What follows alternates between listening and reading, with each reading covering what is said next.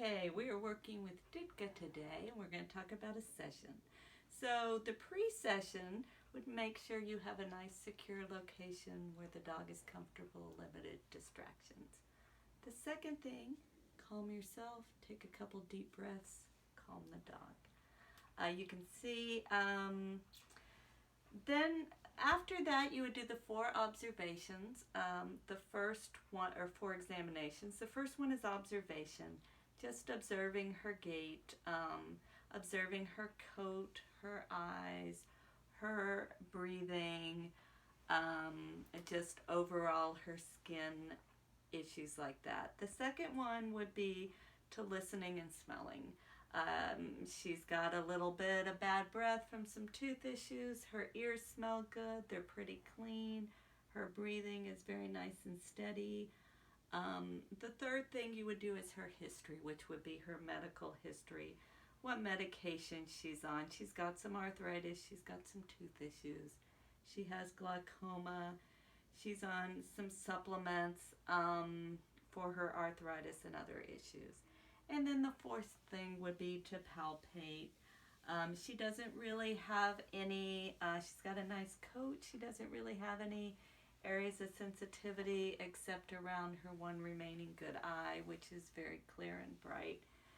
And no other real issues, a little bit of warmth in the stomach, but it's close to dinner time, so that could be a possibility.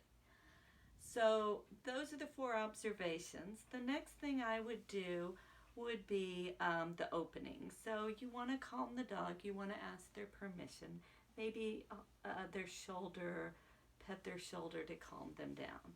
You would go down the bladder meridian 3 times using a flat hand technique, and you would look for any areas of warmth or cold or sensitivity. You would do this 3 times on each side, the right and the left. And you want to pay special attention to warmth, cold, sensitivity, or any reaction from the dog. And you can cut it right there. Is that much better? Okay, so we're breaking this video into a couple pieces just to make it easier. So we're going to do the association points. This is after we've done the 4 exams and the opening. So I'm going to keep my hand on her shoulder here just because this can be a calming point. I'm going to start with bladder 13. I go up the scapula to this point right here on the dorsal spinal process.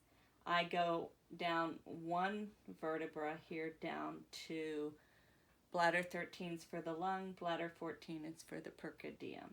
Go down 1 dorsal spinal process to bladder 15, which is the heart. Now I'm going to go over here, catch the last rib, the floating rib, follow it straight up, and I get bladder 23, which is kidney. If I go over 1 intercostal space and follow that intercostal space all the way up here, I get bladder 20, which is the spleen. So I have bladder 20 and bladder 23. In between here, you have bladder 21, which is the stomach, and bladder 22, which is your triple heater. Also, if I wanted to backtrack a little bit, I get the floating rib intercostal space, come up here to bladder 20, go down 1, this is bladder 19, which is the gallbladder, 1 more vertebra, and bladder 18 for liver. Okay, the next one we want to do bladder 25.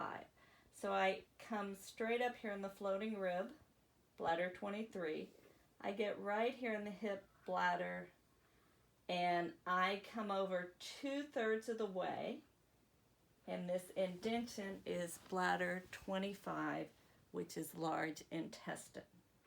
I get to the hip, go over the next indention, get to bladder 27, which is small intestine, over to the next depression, and you get bladder 28 for the bladder. So those are our association points.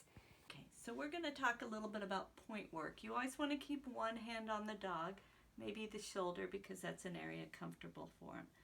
So I'll talk about a couple different points and then how I would do the point work. So let's start here with large intestine 11. This one would be a good one for kind of some of her shoulder issues. And this you might do a pulsating thumb. So you pulsate and just put a little bit of pressure on there, maybe trying to get a little deeper pressure and see any reactions. Another technique you could do is just the direct thumb. We'll go here to large intestine 4. And then maybe you would just put right here for 20 seconds. I'm above the dew claw in this for 20 seconds and just hold that point. A third technique you might use is a scratching technique. So let's come here to stomach 36, right here at the top of the tibia. And you might just scratch it with 2 fingers, and that's a tibial point. This would be good for some gastrointestinal issues Dicka has, also for her hind limb issues. So those are a couple different point techniques. The last thing that you would do is the closing down the bladder meridian. So you do both sides 3 times. You would use both hands, and when you come down here, you can use 2 fingers. And you might do the 3rd time, you could actually do a cupping technique like this. And then when you come down here, and you can go on both sides, the medial and the lateral, on the 3rd time to make sure that you have closed all those meridians. And then the most important thing is you thank Dicka for being wonderful and today.